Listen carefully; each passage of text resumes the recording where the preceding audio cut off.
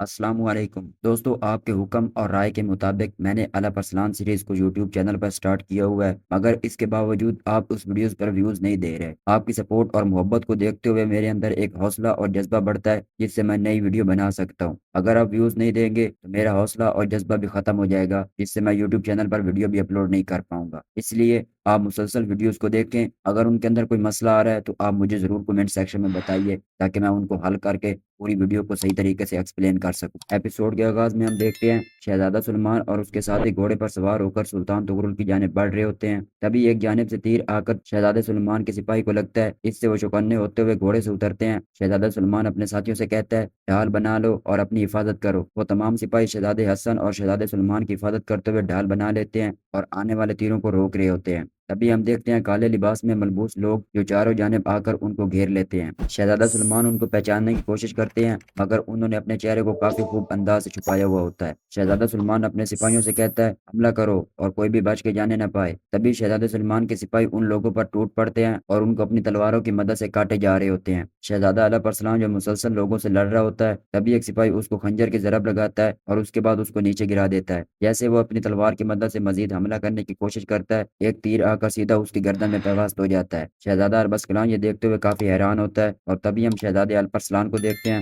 جو اپنے سپاہیوں سمیت ان کی مدد کے لیے آ چکے ہوتے ہیں۔ وہ اپنے سپاہیوں سے کہتے ہیں چلو میرے بہادروں، ٹوٹ پڑو ان ملونوں پر۔ شہزادہ حسن اربسکلان کو اٹھاتے ہوئے کہتا ہے کیا تم ٹھیک ہو میرے بھائی؟ اس پر وہ کہتا ہے میں ٹھیک ہوں، بہت شکریہ۔ کافی دیر لڑائی کے بعد حسن سردار ایک شخص کو قیدی بنا کر شہزادے الپ ارسلان کے سامنے حاضر ہوتے ہیں اور ان سے مخاطب ہو کر کہتے ہیں ان میں سے ایک کو آپ کی خاطر ہم نے پکڑا ہے میرے حضور۔ شہزادہ الپ ارسلان کہتا ہے محل میں اس کے ساتھ جو کریں گے ہم دیکھ لیں گے حسن صاحب۔ اس کے بعد وہ شہزادے الپ ارسلان کو دیکھتے ہوئے کہتے ہیں محل قریب ہے اور فوراً اس کی طرف چلتے ہیں۔ ادھر ہم سلطان طغرل صاحب کو دیکھتے ہیں جو اپنے بھتیجوں کے استقبال کے لیے باہر کھڑے ہوتے ہیں اور اپنی زوجہ سے کہتے ہیں ان کو ابھی تک آ جانا چاہیے تھا۔ تبھی محل کا دروازہ کھلتا ہے اور شہزادے الپ ارسلان اور ان کے بھائی اپنے ساتھیوں سمیت محل کے اندر داخل ہوتے ہیں۔ سلطان طغرل یہ دیکھ کر کافی خوش ہوتے ہیں اور اپنے بھتیجوں سے کہتے ہیں میرے شیر، میرے بہادر۔ تبھی ان کی نظر شہزادے اربسکلان کی طرف پڑتی ہے اور ان کی زوجہ اپنے خادمہ سے کہتی ہے جلدی طبیبوں کو بلایا جائے۔ سلطان طغرل آگے بڑھتے ہوئے ان سے پوچھتے ہیں یہ کیسی حالت ہے میرے بہادروں؟ وہ تمام لوگ ان کے سامنے سلام پیش کرتے ہیں اور اس کے بعد شہزادہ حسن کہتا ہے محل کے راستے میں ہم پر جال بچھایا گیا میرے سلطان۔ اگر شہزادہ الپ ارسلان نہ ہوتا تو صرف اربسکلان ہی نہیں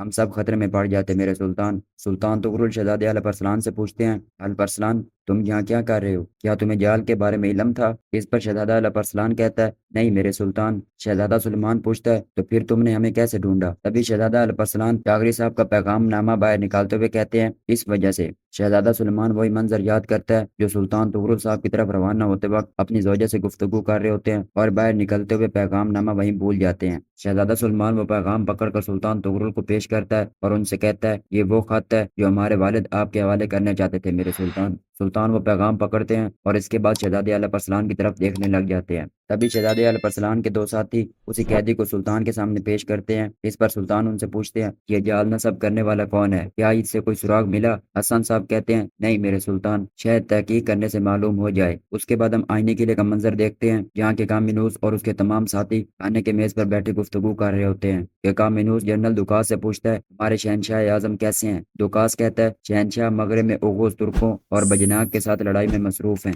اور اس کے انجام کو پہنچنے تک مشرق میں ترکوں کی طرف سے ہمیں بتائے جانے کا معاملہ بہت احساس معاملہ ہے۔ کہ کامینوس کہتا ہے اور ابھی ہم اس میں لگ جائیں گے جنرل دوکاس، تمہیں یقین ہونا چاہیے کہ ہم اپنی ملت کی جان و مال کی حفاظت کے لیے اپنی بھرپور کوشش کریں گے۔ رومانوس ڈیوجین کہتا ہے جو منظر میں نے راستے میں دیکھا ہے اگر آپ نے دیکھا ہوتا تو جو کچھ آپ نے کیا ہے وہ مکمل طور پر الٹ ہوگا محترم کمانڈر۔ شہزادی ابدوکیا کہتی ہے آپ کیا کہنا چاہتے ہیں؟ جنرل دوکاس کہتا ہے آئینی کی حدود میں ہم نے دیکھا ہے کہ تمام ترکمان قبائل فنا ہو چکے ہیں۔ اس پر یانیس کہتا ہے یقین کرو ہم نے انہیں ختم نہیں کیا، جو کچھ تم نے راستے میں دیکھا وہ فنا کرنے والے بازنطینی ہیں۔ کیا ہم ترکوں پر رحم کھائیں جنرل؟ دوکاس کہتا ہے میں ترکوں کو قتل کرتے وقت مچھر کے پر جتنی پرواہ بھی نہیں کرتا۔ شہزادہ یانیس شہنشاہ بھی یہی رائے رکھتے ہیں اس لیے اس میں شک نہ کریں۔ شہزادی ابدوکیا کہتی ہے جنرل صاحب ہمارے شہنشاہ کی فکر نہ کریں، سب کچھ میرے چچا کے دسترس میں ہے۔ قسطنطنیہ میں معلومات ذرا مختلف طریقے سے چل رہی ہے۔ اس پر رومانوس ڈیوجین مسکراتے ہوئے کہتا ہے میں علاقے سے واقف ہوں اور منحوس ترکوں سے بھی، مجھے معلوم ہے کہ اگر میں ان کا غصہ بھڑکا دوں تو وہ کیا کریں گے، اور امید ہے کہ آپ نے ان سے نمٹنے کے لیے ضروری اقدامات اپنا لیے ہوں گے محترم کمانڈر۔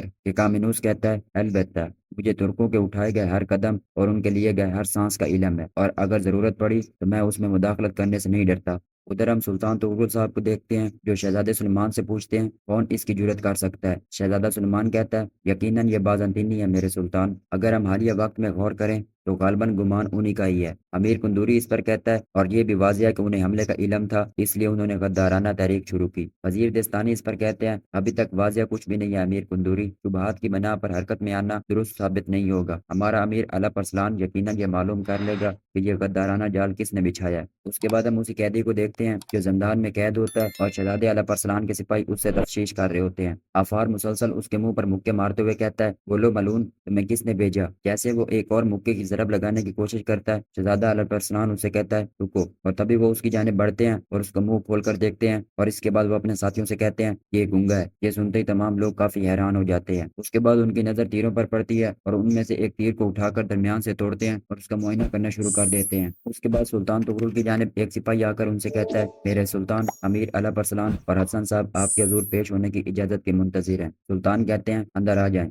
اس کے بعد شہزادہ اعلیٰ ارسلان اور حسن صاحب ان کے حضور پیش ہو کر کہتے ہیں میرے سلطان۔ سلطان ان سے پوچھتے ہیں کیا اس غافل نے منہ کھولا؟ شہزادہ اعلیٰ ارسلان کہتا ہے انہوں نے اس کی زبان کاٹ دی تاکہ اگر وہ پکڑا جائے تو گائے کی طرح منہ نہ کھول سکے۔ شہزادہ سلمان اس پر کہتا ہے اگر اس کی زبان ہوتی تو یہ بازنطینی کافر جو کہتا وہ واضح تھا۔ شہزادہ اعلیٰ ارسلان کہتا ہے جال بچھانے والا بازنطینی نہیں ہے میرے سلطان۔ یہ سنتے ہی سارے لوگ ان کی طرف دیکھنے لگ جاتے ہیں۔ سلطان پوچھتے ہیں تو پھر کون ہے؟ شہزادہ اعلیٰ ارسلان تیر کی جانب دیکھتے ہوئے کہتا ہے شاید وہ غزنویوں میں سے ہے۔ یہ سنتے ہی تمام لوگ اور زیادہ حیران ہوتے ہیں اور شہزادہ سلمان ان سے پوچھتا ہے یہ تم کیسے کہہ سکتے ہو؟ شہزادہ اعلیٰ ارسلان تیر کو دکھاتے ہوئے کہتا ہے یہ تیر ایک ہی درخت سے بنایا گیا ہے اور یہ درخت صرف غزنہ کے علاقوں میں ہی پایا جاتا ہے۔ سلطان اس تیر کو دیکھ کر معائنہ کرنا شروع کرتے ہیں اور شہزادہ اعلیٰ ارسلان سے کہتے ہیں غزنوی ہم سے اپنا تعلقات کیوں بگاڑنا چاہیں گے؟ اعلیٰ ارسلان کہتا ہے یہی چیز میرے تجسس کو بھڑکا رہی ہے میرے سلطان۔ اس معاملے کی تحقیقات کرنے کے لیے میں آپ سے اجازت چاہتا ہوں، پہلے میں قبیلے جا کر اپنی بہن شہور سے بات کروں گا۔ سلطان کافی دیر سوچ کے بعد کہتے ہیں اس ملعون کو زندہ یا مردہ میرے پاس پکڑ کر لاؤ۔ شہزادہ اعلیٰ ارسلان اس پر کہتا ہے جو حکم میرے سلطان، اور اس کے بعد ایوان ختم کر دیا جاتا ہے۔ دوستو اس ویڈیو کا اختتام میں یہیں پر کر رہا ہوں، اور آپ مجھے اس بات کا لازمی جواب دیجیے گا کہ آپ کو کتنی بڑی ویڈیو چاہیے تاکہ اس کے مطابق میں ویڈیو کو بنا کر اپلوڈ کروں اور آپ ایزیلی اس کو دیکھ سکیں۔ اگر ویڈیو پسند آئی ہے تو لائک اور شیئر کر دیں اور چینل کو سبسکرائب کر دیں۔ اللہ حافظ۔